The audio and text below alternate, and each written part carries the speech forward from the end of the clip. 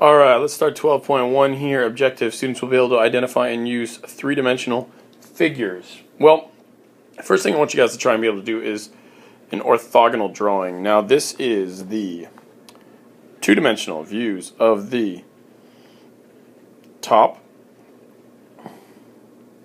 front,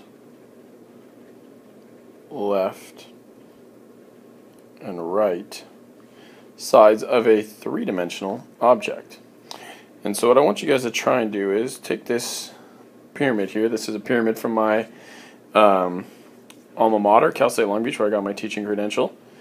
And I want you guys to take a look at this and see if you could draw this thing from all of those views. So think about what this pyramid would look like from straight above. That would be the top view. From the front, from the left, and from the right. And I'll give you a hint. The front, left, and the right, if you think about it, if you were to go straight on, call this the front, well, what shape would that make?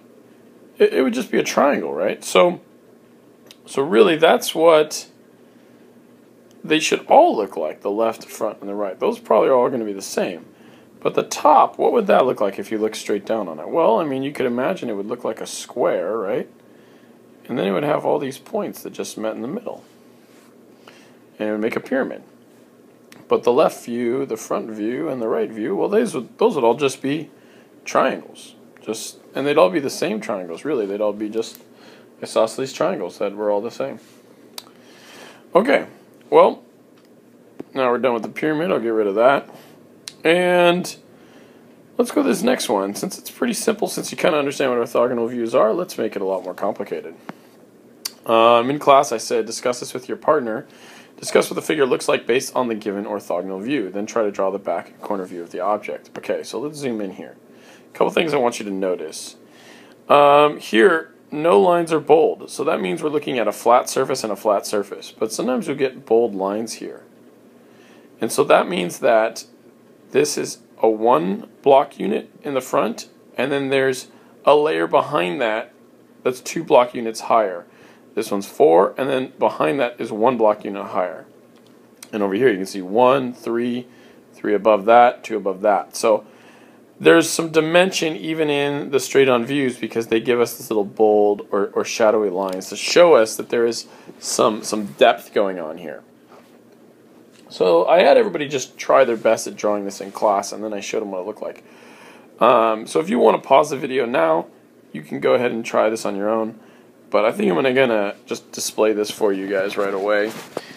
You got one block here. You see the bold line, meaning it's 1 high from the front view and from the right view. So if we were going to do a corner view, we're going to pick the corner view. We're going to want to pick the corner that reveals the most. Well, I think that's going to be this corner between the front and the right, because this has 1, this has 1, so we'll pick the frontmost side to do 1. Well, if we were going to just do 1 block, it would look something like this.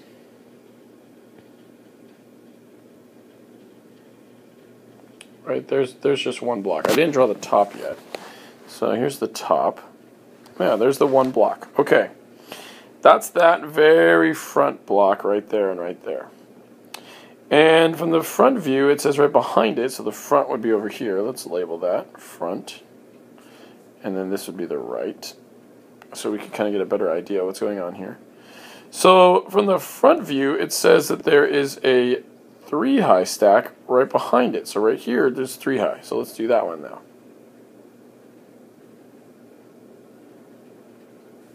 Well, I kind of messed up there already. Let's see if I can kind of try and cover that. Sorry about my own little mess ups here. Yeah, I should not have drawn that little line in there. Okay, and now there's 3 blocks. And then remember when we looked at the left, which is actually going to be this view kind of from this back left view now, it just was a flat surface of 4 and 5. So we know in the back here is 4 and this is 5. So we can go ahead and draw that now.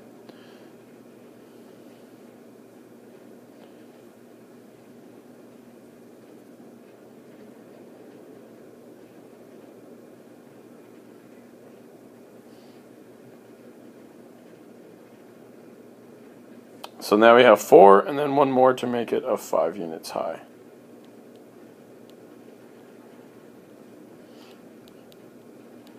And there we go. Now we have a corner view of what this orthogonal drawing was trying to demonstrate. You can see we have 1 block, then 3 blocks, 4 blocks, and in the back we have 5 blocks. Your homework's going to have you doing some views like that and drawings like that, and it can be a little complicated, but just think about it. Think about what every little piece means, and you should be able to put it all together. Okay, let's go into some vocabulary now. Alright, first term here, this is a polyhedron. And this is a solid with all flat surfaces that enclose a single region of space where each flat surface or face is a polygon. So that's a polyhedron. We'll look at some pictures of those in a second. The next thing, this is a prism. And a prism is a polyhedron with 2 congruent and parallel faces called bases. The other faces are going to be parallelograms of some kind, usually rectangles. Alright, and the last thing here is a regular prism. Is a prism with bases that are regular polygons. So a prism could have a base that's like a scalene triangle, but a regular prism is going to have a base that's a regular triangle or an equilateral triangle. Alright, let's go to the next page. Yeah, let's see, we can see quite a few things here. These are all some prisms. And the top one here is called I didn't really leave enough space for my writing, a triangular prism. And that's because you can see its base here and its base back there. Those bases are both triangles. Easy enough, right? This next one is called a rectangular prism. And that's because this base over here and this base over here are they're both rectangles. So the shape of the base is a rectangle. And the last one, I could let you guess what it is. The bases are pentagons, right? You can see the pentagon on the top and the bottom there. So this is a pentagonal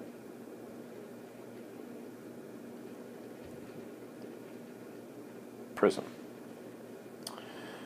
Alright, some more definitions here. If I had a polyhedron with all faces except for one intersecting at a single vertex, another word for vertex is a point, that would be a pyramid, like I showed you at the beginning. So, remember the pyramid. If you were to go back to that part of the video, it had all these points that met up in the very top. And they all met together at the vertex. And all the sides were the same except for the base. The very bottom, obviously, would just be a square of that pyramid. There are also other kinds of pyramids. There's pyramids that have a base as a triangle or a pentagon. There's all kinds of different kinds of pyramids. The one I showed you had a square as a base. Okay. The next thing here is a regular polyhedron. Is a polyhedron with all faces being both regular and congruent. So all the polygons that they have as faces are regular polygons, and they're all congruent with each other. And all the edges are congruent as well, which makes sense because all the sides of all the polygons are congruent, therefore all the edges are congruent. So let's look at some examples of this. Another word we have for a regular polyhedron is called a platonic solid.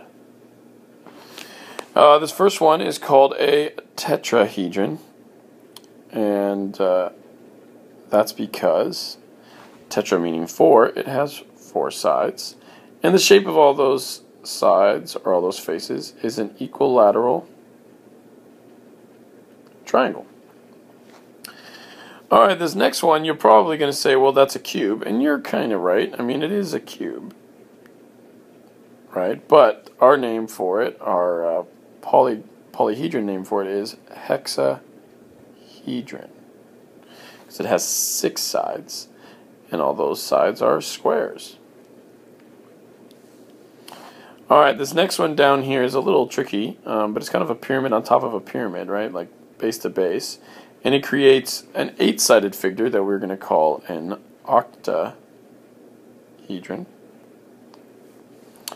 And like I said, it has 8 sides. And again, now we have a whole bunch of equilateral triangles again.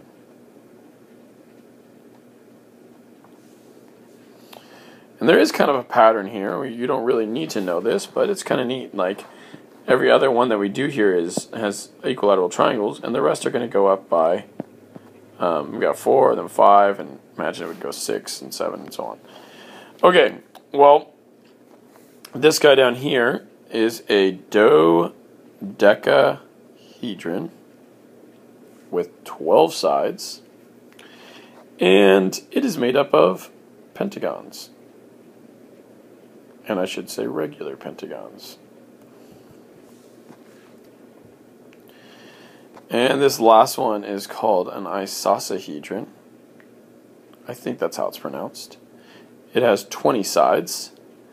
And again, you could see a whole bunch of equilateral triangles. Alright, so just got a good view of those. If you were in class, we played with some of these shapes and kind of made them out of nets. So you had some fun doing that. Let's go on to the next page. Alright, these 3 things are shapes that I definitely expect for you to know. This first one, this is called a cylinder. You've seen that before. This is called a cone. And this is called a sphere. Now, in this unit, you are going to have to memorize some formulas for these guys. But they're not super complicated. And I think you can do it. Alright, this next one says, identify each solid and name the bases, faces, edges, and vertices. Okay, I don't know if I'm going to do this all in the video, so I'm going to name like one of each of these.